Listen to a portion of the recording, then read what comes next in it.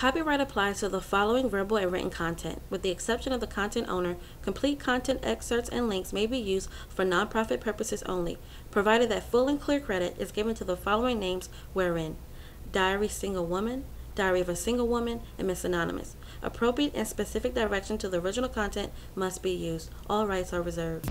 Hi, I'm Miss Anonymous with Diary of a Single Woman. I hope that you have been enjoying my true erotic stories from my diary. Yes, I do have a lot more true stories to share with you. But in the meantime, I have a proposition for you. Yes, a proposition. I want you to take a journey with me. Take a journey into a mysterious, taboo, and intriguing world of sensual fiction. A world that offers a place for you to escape from your normal daily life. A world that expands your mind beyond boundaries. Beyond boundaries you never knew you had. A world where you discover intimate thoughts and feelings you thought you were incapable of. A place where you can indulge in nail-biting stories. Oh yeah, this is going to be so damn good. I'm writing this lustful, adventurous novel just for you. I've named this series as a tribute to the breathtaking trilogy that had us all glued to our books and movie screens. Well, fasten your seatbelts, or should I say unfasten your seatbelts, and get ready to live life on the edge. Welcome to 50 Shades of Red.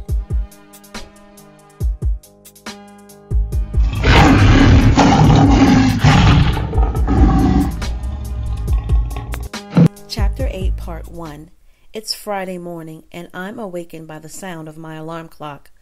I roll over in my bed, grab my cell phone from my nightstand, and snooze the alarm for 10 more minutes. Snoozing the alarm is part of my morning ritual. I need the extra 10 minutes for my mind to wake up and quickly run through my thoughts of what major things I need to do for the day. Then, making sure I add it to my cell phone calendar as a reminder. Once my day gets going, it can get pretty hectic at times. My morning reminders can vary. Sometimes it's remembering to make a grocery list to take with me that day. Oh, and also remembering to actually stop by the grocery store after work. There were so many days when I forgot to stop and pick up groceries, driving right past grocery stores on my way home, not even giving it a second thought until I reach home and walk into my kitchen. Having to succumb to a peanut butter and jelly sandwich instead of a hot rotisserie chicken and tossed salad. Other mornings, I set reminders about work-related things, like meetings across town. Well, this is one of those mornings. I have a lunch date, meeting, I guess, with Ethan at 1 p.m. to discuss an upcoming masquerade ball event that I assume he wants my interior decorating advice on. I can't believe he called my executive manager to make sure he booked me for the afternoon. There was no need to add that to my cell phone calendar. I had the light red colored invitation right in front of my dresser mirror. Ethan is sending transportation to pick me up from work and take me to his residence. I've never been to Ethan's house. He has always picked me up from my place, or I would just meet him at our destination. This is a huge step in our relationship. I'm going to find out where Mr. Ethan Bowman lays his head. There goes my cell phone alarm. That was a quick 10 minutes. I get up and turn on the television to listen to the news, mainly the weather report. I start making up my bed. Yes, it will be warm, dry, and sunny today. Perfect weather to wear my new floral print spaghetti strap dress that Ethan bought for me. I actually can't wait to see him. I know I just saw him Sunday, and we've been talking and sexting over the last few days since he's been out of town on an unexpected business trip. But I just can't wait to look into his gray eyes and handsome face. Sending pictures is okay, but after a while, I want to see him in real life and touch him in real life. I start humming a joyful tune as I continue to get myself ready for work. Wow, I look great in this dress. I even added more than my usual face powder and lip gloss this time. I felt emboldened to buy new makeup. Since Ethan loves the color red so much, I will wear this red lipstick and lightly brush a little rosy red blush onto my cheeks. I decided to wear my hair down too. I made sure I had loose, soft curls evenly throughout. Where am I getting all of this extra pep in my step? Maybe Ethan is really starting to bring out the confidence and fierceness in me. I go to my closet and put on a pair of red flats that I hadn't worn in years. I think they are still in style. I grab a large handbag and place the red harness outfit and red thigh-high fishnet stockings that Ethan bought for me neatly inside. I make sure to bring my cell phone and portable charger. Lesson learned at the charity event. I will never, ever leave my cell phone at home again, at least whenever I'm with Ethan. Now that I know he may tend to leave out a few key details, I hop into my car and head to work. It's 11:45 a.m. and the morning was busy to say the least.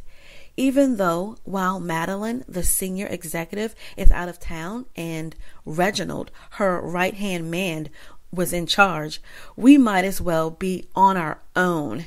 He has poor management skills, and when things get really busy around here, he just sits in his office like he's so busy. I see right through him.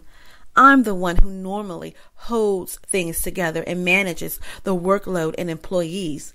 In my opinion, I'm definitely qualified to take his place here at Elite Designs. But as long as he's still here, I can't move into his position. I'm actually glad that I'm getting away from here this afternoon. I bet Reginald will have to come out of his hideaway office and actually do his job. I retrieve my handbag and go into the ladies' room to touch up my makeup and hair. My loose curls are now hanging on by a thread. I really need to go and get my hair professionally done once in a while. I received so many compliments on my dress today from both co-workers and clients. I will admit, Ethan had this dress tailored just right for me. He certainly has an eye for measurements. I can't wait for Ethan to see me in it. Da-da-da-da. Da-da-da-da. I reach my hand into my handbag and retrieve my phone. Hello? Good day, Miss Jamerson. This is Alexander, your driver for this afternoon. I will be arriving in front of Elite Designs in about 5 minutes to pick you up and take you to Mr. Bowman's residence. Oh, okay, wonderful. I will be out in the front lobby, and I will see you when you arrive. What type of car are you in? Car? I think you will not have any trouble knowing when I arrive, ma'am. I will see you shortly.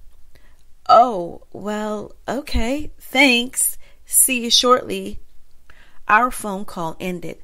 I quickly finished touching up my hair and makeup. I walk over to Reginald's office, and of course, the door is closed. I knock. One moment. Okay, come in. Hi, Reginald. I just wanted to let you know that I'm off to my scheduled consultation with Mr. Ethan Bowman. Wait, what? Reginald responded with an "oh crap, I might actually have to do some work today" look on his face.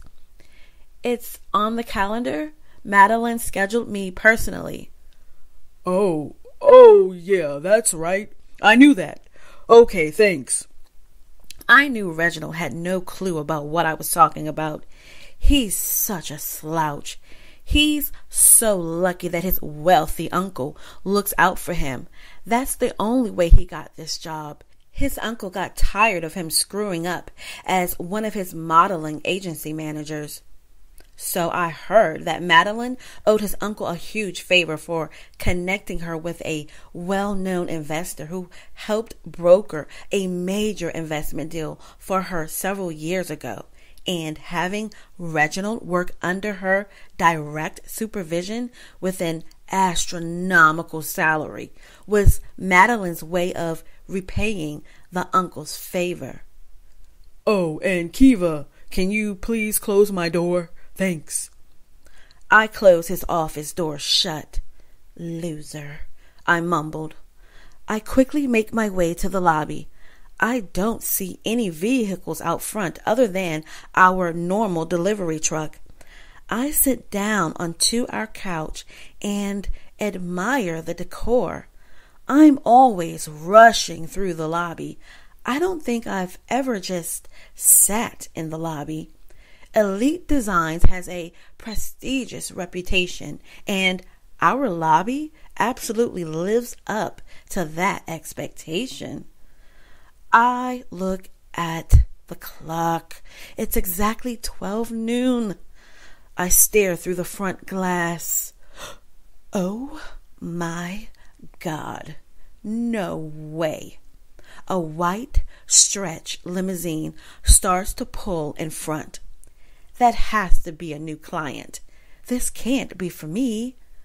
A tall, medium-built man wearing a black suit, white shirt, dark red tie, and a white hat with dark red trim steps out of the limousine and walks towards the front door. My eyes don't flinch as I'm anxious to see what's happening. The man stands inside the foyer with his arms crossed down in front of him. He takes a glimpse of the area, slowly moving his head to survey the room, and then our eyes meet. He starts walking over towards me. I try my best to suppress my nervousness deep down and try and look as normal as possible. Good afternoon, Miss Jamerson. I'm Alexander, and I'm here to pick you up. Are you ready? Oh my, that limousine is what I am going to ride in? Still suppressing my nervousness, I respond, yes, I'm ready. I stand up and extend out my hand. Nice to meet you, Alexander. Alexander shakes my hand and says, The pleasure is all mine. Please allow me to carry your belongings. I hand over my oversized handbag and we begin to walk outside. Alexander opens the limousine door, signaling for me to enter inside. I lower my head and begin to go in. I am immediately taken aback by what I see. It was as if I were entering into a luxury penthouse or a VIP hotel suite. I slowly sit down onto the soft leather seat. The upholstery is a beautiful beige color. Cherry wood trimmed the doors and the base of the floor. The leather seats had the letter B for Bowman embroidered in scarlet red. Scarlet red decor also accented the interior. Things like red pillows and small red unique abstract paintings. The limousine was spacious with enough room to seat at least 20 people. There were 2 flat-screen televisions built into the walls and a lovely moonroof allowing natural sunlight to enter in. Crystal lamp fixtures were lined along the walls, 4 on each side of the limousine and 2 in the rear. Persian carpet with detailed red and beige designs and meticulous embroidery covered the floor. Alexander opens a medium-sized compartment and placed my handbag inside. Miss Jamerson, here is the remote control for the televisions, and here is the control area for the MP3 player and satellite radio stations. The phone located on the left table can be used to place and receive phone calls.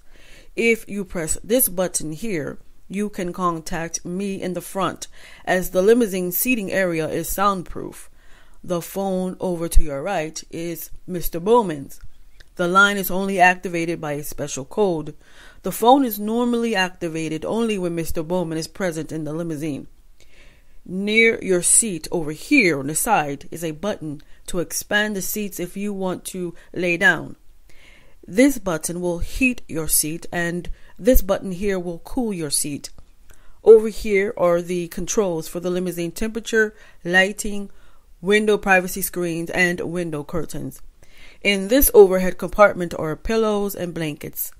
This button here will open the refrigerator.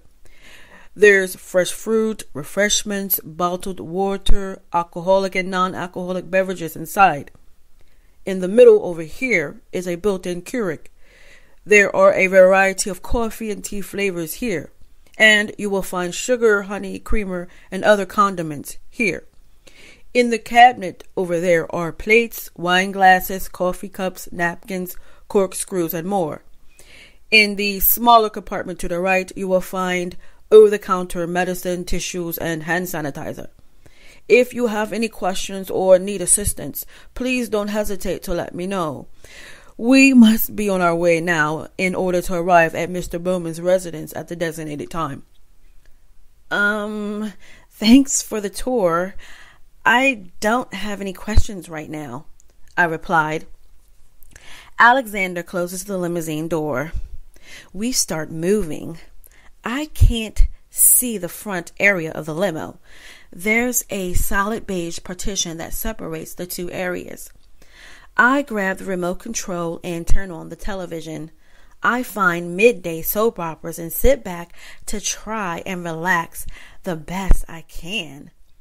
I had no idea that Ethan meant this type of transportation.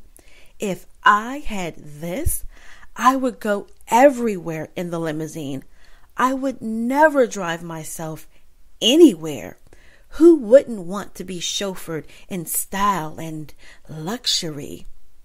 As I'm watching regular everyday vehicles changing lanes on the road, I guess I could kind of understand why Ethan would prefer to drive himself around. I mean, this limo will definitely attract attention. Ethan's 911 Turbo Porsche certainly turns heads too, but I'm sure not nearly as much attention as this stretch limousine. I could only imagine the looks on my neighbors' faces if Ethan visited me in this. I live in a regular middle-class area, and this limo would certainly be the talk at the next social event. I open the refrigerator and retrieve a cold bottle of Perrier sparkling water. We turn left onto a road. The landscape looked freshly done. Large, beautiful green oak trees lined both sides of the road, providing shade as we continued traveling. Dark brown mulch surrounded the bottom of each tree. The grass was a perfect green and freshly cut. We approached a large Victorian-style cast iron gate. It automatically opens for us as we drive through. We continue driving up a curvy road, and I see a beautiful limestone house. It has to be over 20,000 square feet, sitting on at least 2 acres of land. The elegant landscaped grounds included a circular courtyard driveway. The limousine pulls around into the driveway. Alexander opens my door, retrieves my handbag, and walks us up to the front door. He types in a door code allowing entry into the house. We walk into the foyer, where a woman dressed in a maid attire quickly approaches. She was petite in stature, with silky black hair and hazel brown eyes. She gave a welcoming smile and said, "Good afternoon, Miss Jamerson. Please follow me into the parlor room. Mr. Bowman will be down to greet you momentarily and start your tour. Lunch will be served in 30 minutes. I started following the maid. The house was even more beautiful on the inside. I had no idea. I knew Ethan was well off, but I had no idea he was this well off. I can understand why he waited so long to reveal where he lives to me. I'm sure it is important to know you can trust a person." We enter into the parlor, and the maid gestures for me to have a seat in one of the chairs. Alexander hands me my oversized handbag. "Thanks, Alexander. I'm not 100% sure, but are we in New Jersey?" Yes, we are about 30 minutes away from Manhattan in Alpine, New Jersey. It was a pleasure meeting you, Miss Jamerson, and I look forward to being of service to you. Alexander smiles, then turns away and exits the room. "Mr. Bowman will be down shortly," the maid said before also exiting the parlor room. I sat there admiring the artwork and handcrafted furniture. "Well, hello there, my naughty little dove." I slightly jumped at the sound of Ethan's voice. I don't know why I still get nervous around him. Ethan walks over to me. I stand up and we give each other a hug and kiss. "Well, hello, Mr. Bowman," I said playfully. "Wow, you are right. There was a lot more for me to learn about you. You have a beautiful home, and the limousine? Well, I just don't have any words right now." "I'm glad you enjoyed the ride, and receiving a compliment on my home from you, Elite Design's lead designer, is an honor." Ethan looks down at his watch. "Speaking of learning more about me, I think I have time to show you at least 2 rooms before lunch is served. Come with me. I think what you are about to see will be good conversation starters over lunch." I pick up my handbag and Ethan gently wraps his arm around my waist. I follow his lead as he walks us to the grand staircase. After reaching the top, we walk down the hall. We approach French double doors made out of frosted glass. Ethan opens it. We walk down a short hallway and approach double red doors. But there are no handles. On the wall to the left is a keypad. Ethan enters in a code. Did you bring your red harness and fishnets? Ethan inquired. Yes, I have it here in my handbag. Good. You will hang them up in a designated closet located in this room. The doors retract. My jaw drops open. This ends Chapter 8, Part 1. Tune in next week for Chapter 8, Part 2 to find out what happens next. Keeva is introduced to one of Ethan's rooms and starts to discover that her relationship with Ethan is officially twisted. You don't want to miss what's next. Here's a question for you. Would you be open and comfortable with dating an extremely wealthy person? Could you adjust to a new lifestyle, or would you prefer the lifestyle you currently have?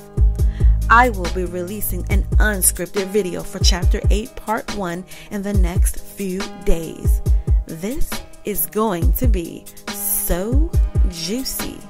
Yours truly, Miss Anonymous.